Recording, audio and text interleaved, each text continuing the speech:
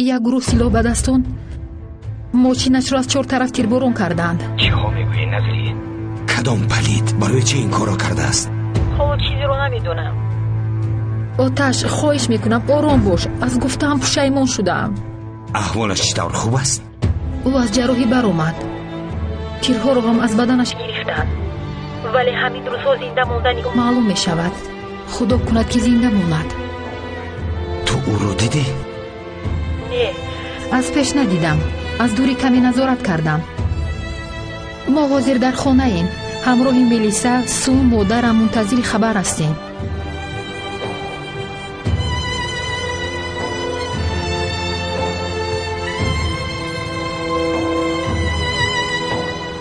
خاطر نشو، با کسی نمیگویم.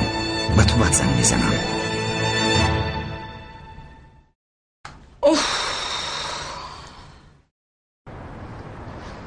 کرباتک یگان مشکلی نیست؟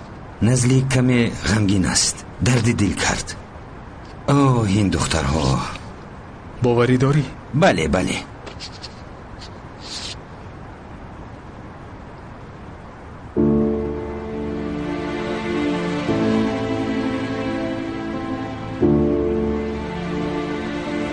خدا جان با قماندان یوز مدد کن.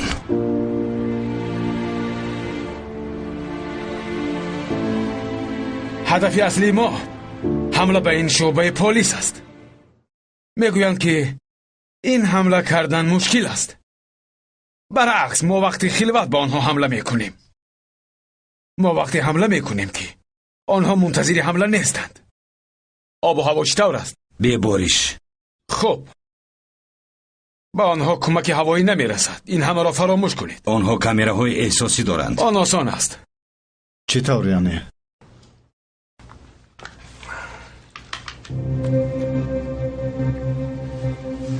انا این طور چشم و گوش و روی همه جاتان را بالای میپوشانید. معقول شد؟ شوخی کردم. شوخی برو. این را دوستانم دوختند. لباسی که گرمی را نگاه می‌دارد. اینها را پوشید. بدن را گرم نگاه می‌کند. به شما معقول می‌شود. من هم پوشیده سنجیدم. باز چی ماند؟ در آمدن و برآمدن. شما سلاح‌های نو می‌گیرید. با آنها حمله می‌کنید. اگر شما را دیده آتش کشایند در حال آتش جوابی کشایید. دشمن را نادیده نگیرید. شاید در آنجا واحدی مخصوص هم باشد. آنها پشه را از آسمان می‌دارند. آنها با تجربه‌اند.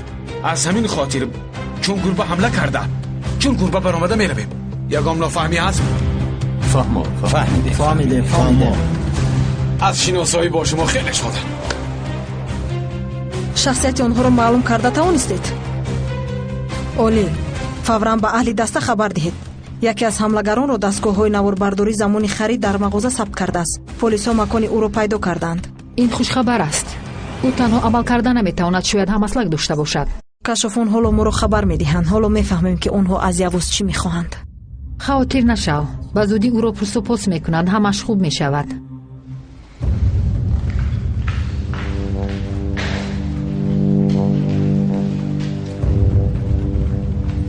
پالکونیک اردم، از کشافون به ما خبر رسید. مکان زیست حملگران معین شد. یک انبار کهنه. به عملیات آمادگی میگیرند. ما هم آماده میشویم. خوب، ما باید رو دستگیر کنیم. فهمیدن لازم که چرا به یوز حمله کرده است. خاطر نشوید. مقصد ما هم همین است.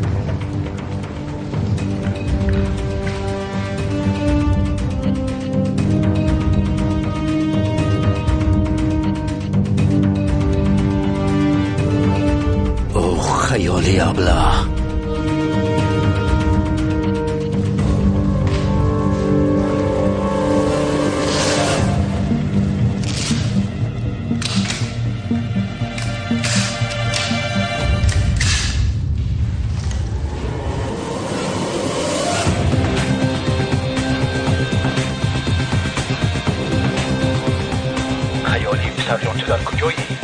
امیدوارم که یگان نامعقولی نمیکنی.